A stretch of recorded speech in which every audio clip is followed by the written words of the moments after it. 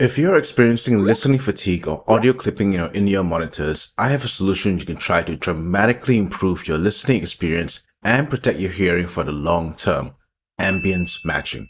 Let's find out what it is.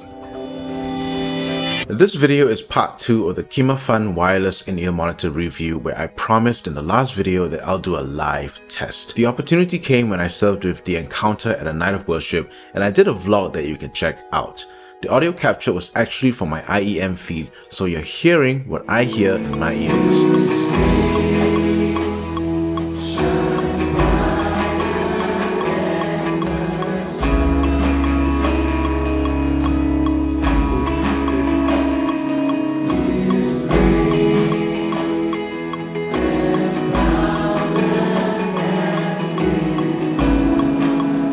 Not bad, huh? As I shared in my first review video, there's zero lag or dropout, and this is with a very saturated 2.4 GHz channel at the venue due to the deployment of a strong Wi-Fi network. Well, I'm not being entirely honest, as there is some post-production going on. I actually blended my iPhone's audio recording of the ambience that I sync together with my IEM feed. Here's the same scene, but I'll solo the respective audio channels of the IEM feed and the iPhone recording.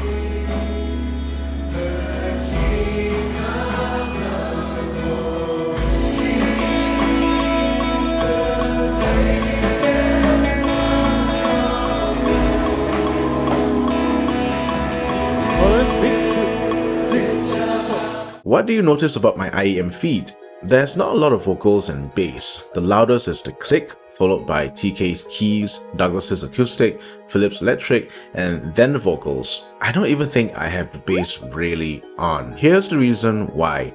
I'm practicing what I'm calling ambience matching. The traditional way of dialing in an IEM mix is to completely isolate the feed from the outside and tweak the mix to your heart's content. But that's predicated on being able to completely isolate from the outside, and unless you're able to afford a custom in-ear mold, you will get some ambience bleed. What seems to be the solution is to try and drown out the bleed. If the ambience is at level X, then crank it up to X+1, or in some people's cases, X+100. Here's the problem with this approach. Your in-ear mix ends up being very loud. It's clear that people are tweaking this way because when they let one side dangle near the microphone, the click from the IEM is loud enough for the microphone to pick up.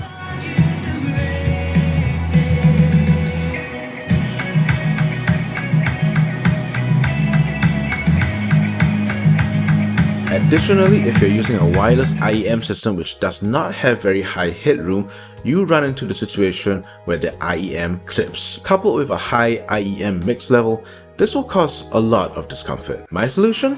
Embrace the bleed. If you're like me and can't afford custom IEMs, the fit isn't going to be 100% isolating. Wear your IEMs, stop everything you're doing, and concentrate on the ambience.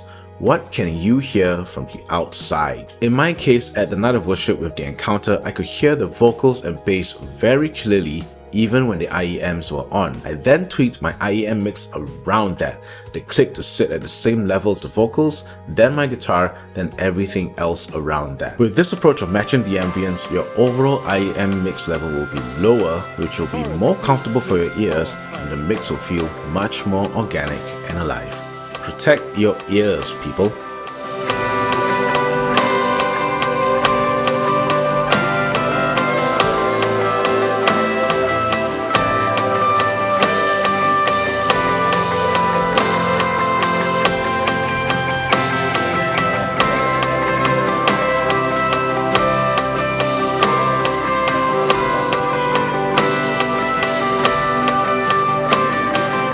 We are going to the bridge, drums cut.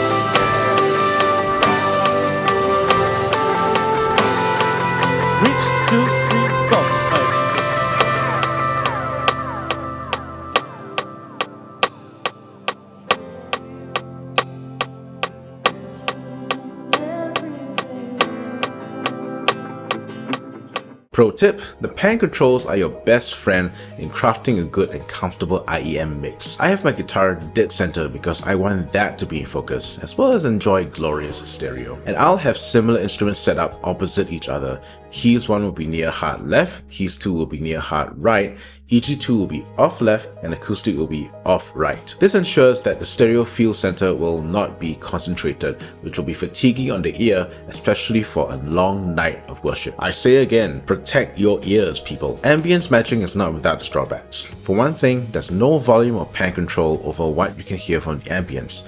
Anything in the ambience layer will engulf your ears, so you may have to get used to the woofy and slightly muffled sound. You also might have to tweak your IEM mix as the session progresses on, since the front of house engineers might be dialing the mix up or down depending on the situation. In these cases, my recommendation is to keep the relative mix of the instruments the same and use the master volume to rematch the ambience.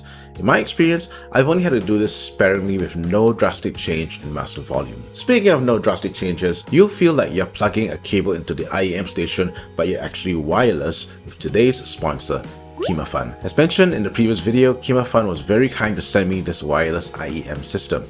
The sound is clear, there's no lag or dropout, and there's no perceptible difference between using this and plugging in a headphone cable, which for me is a huge win. Why would you need a wireless IEM? For one thing, I've been able to sneak off the stage during a song segment that didn't have electric guitar parts to change a guitar during rehearsal. There's so much liberation when you're untethered from your IEM station, and you'll avoid the cable mess that comes with a wired headphone cable. Check out the Amazon links in the description box, and don't forget to copy and paste the discount code below to enjoy $5 off your order. And that's me. What about you?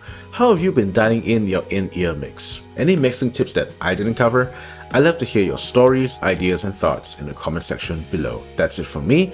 Thanks for watching this video. Here on my channel, I'm committed to helping you get the best tone out of your gear, as well as playing your best for the Sunday service. If you're a worship musician on the same journey, consider liking, subscribing, hitting that bell icon, and sharing this video with someone whom you know could benefit. This video completes the wireless Kimafun review series, as I previously did a home stress test that shows the benefits as well as the limitations you'll encounter with a wireless system.